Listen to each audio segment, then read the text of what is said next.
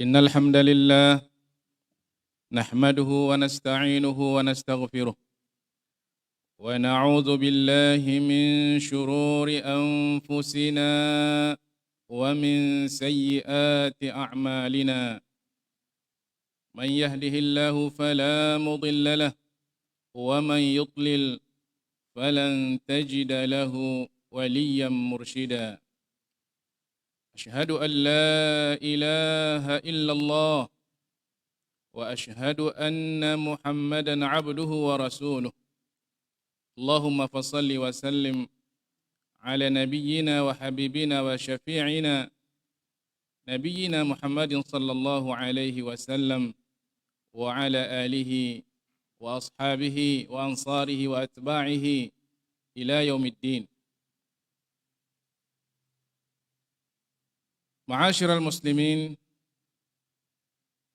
jemaah salat Jumat yang dimuliakan oleh Allah Subhanahu wa taala, usikum wa nafsi bitaqwallahi azza wa jal wa ta'atihi la'allakum tuflihun. Faqad qala Allah Subhanahu wa ta'ala fi kitabihil aziz ba'da a'udzu billahi minasy syaithanir rajim. Bismillahirrahmanirrahim.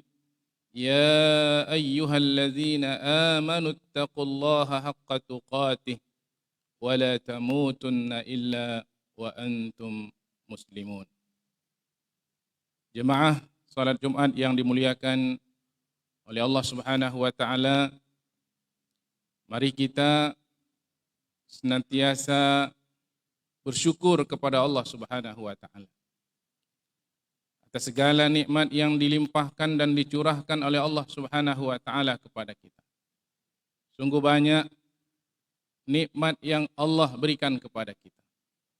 Jangankan nikmat yang kita minta diberikan Allah, kadang nikmat yang tidak kita minta pun juga diberikan oleh Allah Subhanahu wa taala. Karena itu Allah mengatakan, wa in ta'uddu ni'matallahi la tuhsuha. Jika engkau coba-coba untuk menghitung nikmat Allah Subhanahu wa taala, pasti kamu tidak akan sanggup untuk menghitungnya. Kewajiban kita terhadap nikmat yang Allah berikan adalah mensyukurinya. Manfaatnya kalau kita mensyukuri nikmat Allah Subhanahu wa taala, jangankan nikmat yang sudah ada akan dikekalkan oleh Allah Subhanahu wa taala, malah Allah juga akan menambah dengan nikmat-nikmat yang lain. Tapi kalau kita tidak syukur, kita khawatir nikmat yang sudah diberikan oleh Allah akan diangkat, akan diambil kembali oleh Allah Subhanahu wa taala, dan kita lebih khawatir lagi kalau kita kemudian dihukum oleh Allah Subhanahu wa taala. Itulah makna ayat la in syakartum la azidannakum wa la in kafartum inna azabi lasyadid. Dan cara yang terbaik untuk mensyukuri nikmat Allah adalah menggunakan seluruh nikmat yang Allah berikan kepada kita, membuat kita semakin dekat dengan Allah, bukan semakin jauh dari Allah Subhanahu wa taala. Dengan cara menjalankan seluruh apa yang diperintahkan oleh Allah Subhanahu wa taala, menjauhi apa yang dilarang oleh Allah Subhanahu wa taala, memaksimalkan ibadah kita kepada Allah Subhanahu wa taala. Itulah yang telah dicontohkan oleh baginda Rasulullah sallallahu alaihi wasallam. Selanjutnya selawat dan salam semoga senantiasa tercurah kepada junjungan kita, Rasul kita, Nabi kita, contoh teladan hidup kita, baginda Rasulullah sallallahu alaihi wasallam. Semoga kita kelak termasuk umat Nabi Muhammad sallallahu alaihi wasallam yang insyaallah diizinkan oleh Allah untuk mendapatkan syafaat dari baginda Rasulullah sallallahu alaihi wasallam. Jemaah salat Jumat yang dimuliakan oleh Allah Subhanahu wa taala. Dalam khutbah yang ringkas ini, khatib ingin menyampaikan tentang masalah doa. Disebutkan dalam satu riwayat, ad-du'a'u silahul mu'min. Doa itu adalah senjata orang-orang yang beriman. Diibaratkan oleh baginda Rasulullah sallallahu alaihi wasallam, doa itu adalah senjata. Kita tahu ada senjata yang canggih, yang hebat. Kalau orang yang menggunakan senjata ini nggak pandai dia menggunakannya, pasti secanggih apapun senjata pasti tidak akan bisa berguna apa-apa. Karena itulah kita harus mengetahui hal-hal yang terkait dengan doa. Karena itu dalam khutbah yang ringkas ini kita ingin menyampaikan tempat-tempat makbul doa, waktu makbul doa, cara dan adab kita berdoa, dan juga apa saja yang bisa menghalangi doa kita tidak dikabulkan oleh Allah Subhanahu wa taala, tentu dalam waktu yang sangat ringkas. Jemaah sekalian yang dimuliakan oleh Allah Subhanahu wa taala, kalau kita merujuk kepada beberapa ayat Al-Qur'anul Karim dan juga hadis Rasulullah sallallahu alaihi wasallam, maka kita akan mendapati tempat-tempat makbul doa. Di antaranya adalah di Masjidil Haram. Ketika kita tawaf, saat itu kita berdoa, itu adalah tempat makbul doa. Antara pintu Ka'bah dengan makam Ibrahim, tempat makbul doa, multazam. Antara Hajar Aswad dan pintu Ka'bah. Di belakang makam Ibrahim, di Sofa, di Marwah, di Mina, di Arafah, ini semuanya adalah tempat-tempat makbul doa. Karena itu jemaah sekalian, kalau kita diberikan kesempatan oleh Allah Subhanahu wa taala berada di tempat-tempat ini, gunakan sebaik-baiknya untuk sebanyak mungkin minta dan berdoa kepada Allah Subhanahu wa taala. Termasuk juga di Masjid An-Nabawi, di Raudhah, termasuk juga di Baqi, di tempat syuhada Uhud, tempat-tempat makbul doa, Mekah dan Madinah, Mina dan Arafah. Sekali lagi, kalau Allah Subhanahu wa taala berikan kesempatan kepada kita untuk menziarahi tempat-tempat ini, mari kita gunakan semaksimal mungkin, seoptimal mungkin untuk minta kepada Allah Subhanahu wa taala. Sangat dianjurkan kita memperbanyak doa di tempat ini. Karena itu kita ketika berada di Arafah disunahkan untuk menjamak dan mengqasar salat zuhur dan asar dengan jamak takdim. Sehingga ada waktu yang sangat panjang sampai menjelang terbenamnya matahari. Apa aktivitas yang kita lakukan? Tidak lain dan tidak bukan adalah berdoa kepada Allah Subhanahu wa taala.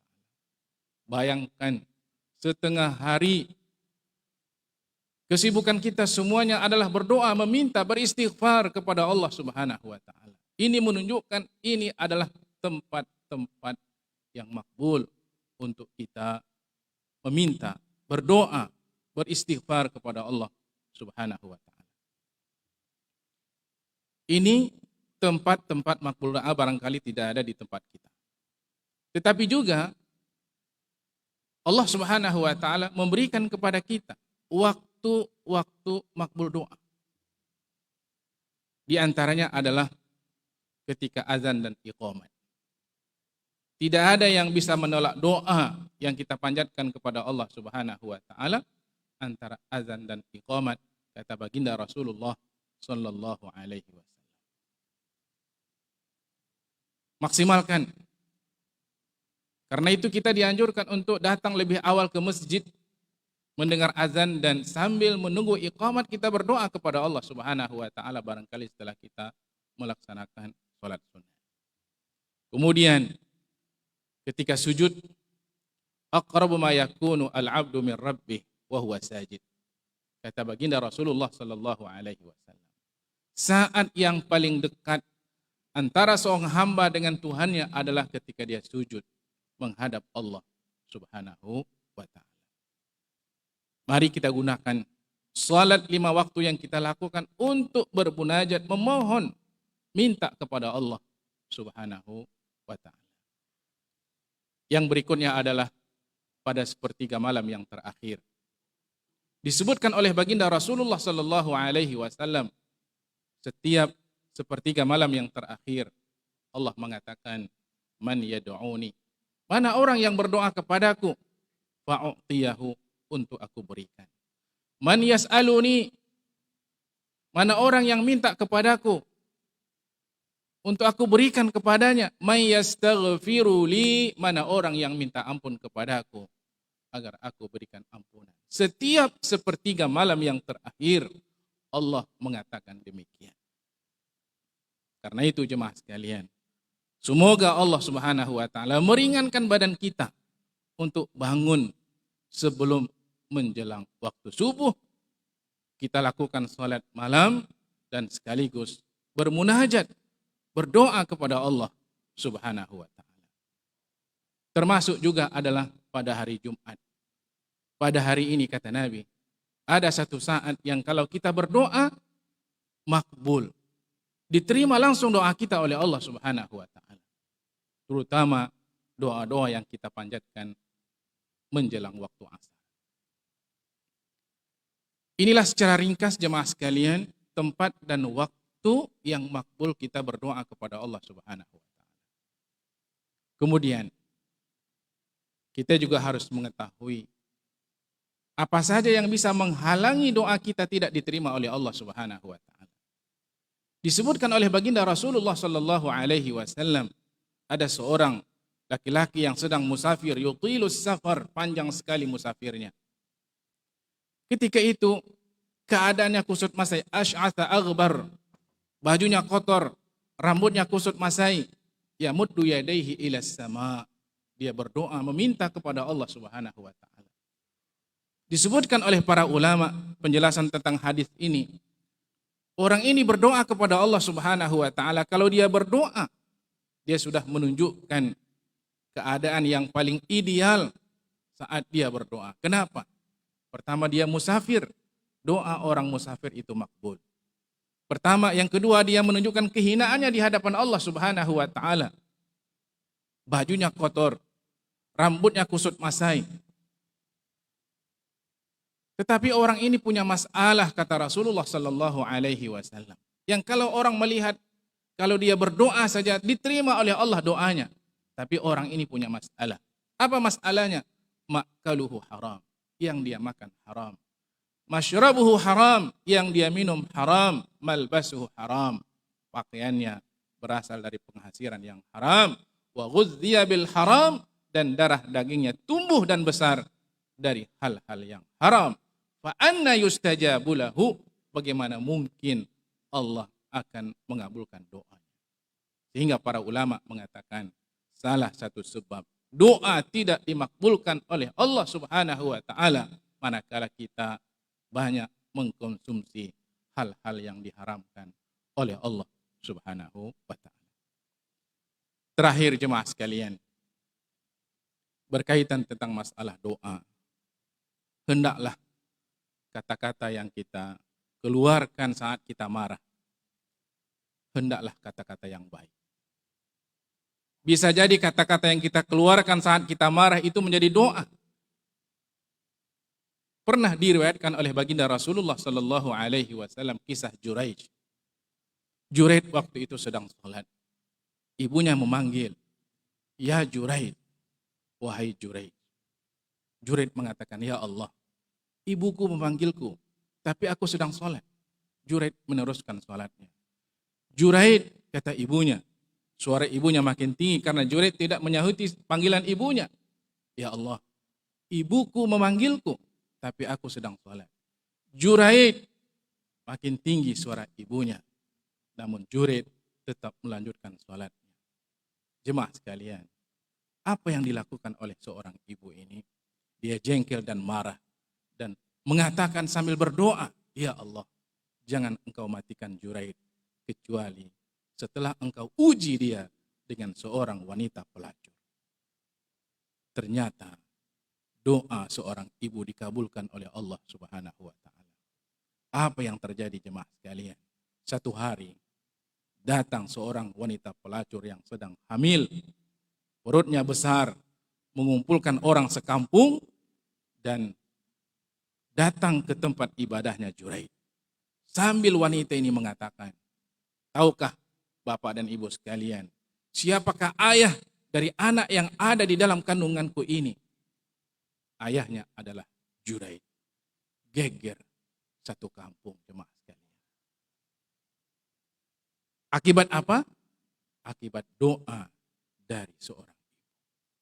Makanya Allah mengatakan di dalam surah Al-Isra, wa yad'ul insanu bisyarri du'aahu bil khair. Kadang-kadang manusia ini, kata Allah, dia minta kebaikan kepada Allah, dia minta keburukan sama seperti dia minta kebaikan. Na'udzubillah min dzalik. Karena itu ada contoh yang berikutnya. Ini contoh yang baik dan patut kita amalkan dalam kehidupan kita walaupun kita dalam keadaan sangat marah. Dikisahkan seorang ibu yang sedang menyiapkan makanan untuk tamunya yang akan datang sebentar lagi. Makanan sudah terhidang. Sementara ibu ini masuk ke dapur, datang anaknya yang masih kecil. Dilihat makanan sudah terhidang di atas meja. Si anak mengambil pasir dan menabur pasir tersebut di atas makanan yang sudah dihidangkan tadi. Kemudian si anak pergi. Ibunya keluar dari dapur dan betapa terkejutnya karena makanan yang sudah capek-capek dimasak dan dihidangkan untuk tamu sebentar lagi akan datang dipenuhi oleh pasir. Si ibu tahu yang meletakkan pasir itu, yang menaburkan pasir itu adalah anaknya yang bernama Abdurrahman. Abdurrahman, kata ibunya. Begitu mendengar panggilan ibu, si anak ketakutan luar biasa. Berlindung di balik pintu. Tapi ibunya dengan penuh kasih sayang memanggil si Abdurrahman. Abdurrahman, dengan gemetar anak itu mendekati ibunya. Begitu anak itu mendekat dari ibunya, lantas ibunya memeluk si Abdurrahman. Dielus kepalanya, dicium pipinya sambil mengatakan, wahai Abdurrahman, mudah-mudahan kelak engkau menjadi imam Masjidil Haram. Tahukah jemaah sekalian, siapakah Abdurrahman tersebut? Beliau adalah Abdurrahman As-Sudais. Karena itu jemaah sekalian, mari kita mulai hari ini, sejengkel apapun kita, marah bagaimanapun kita, jangan sampai mengeluarkan kata-kata yang tidak baik kepada anak, kepada istri. Bisa jadi itu adalah doa. Kalau ada anak susah dikasih nasihat, jangan dibilang nakal kali kau. Kalau ada anak diajar nggak paham-paham, bodoh kali kau, jangan. Ucapkan, anakku, mudah-mudahan engkau jadi hafiz Quran. Mudah-mudahan engkau jadi pemimpin pada masa akan datang. Mudah-mudahan engkau jadi dokter, jadi insinyur. Mudah-mudahan sebut hal-hal yang baik-baik. Kenapa? Karena itu akan menjadi doa kita. Demikian jemaah sekalian, mudah-mudahan khutbah yang ringkas ini ada manfaat untuk kita semuanya. Aqulu qauli hadza wa astaghfirullah li wa lakum wa li sairil muslimina wal muslimat wal mu'minina wal mu'minat innahu huwal ghafurur rahim.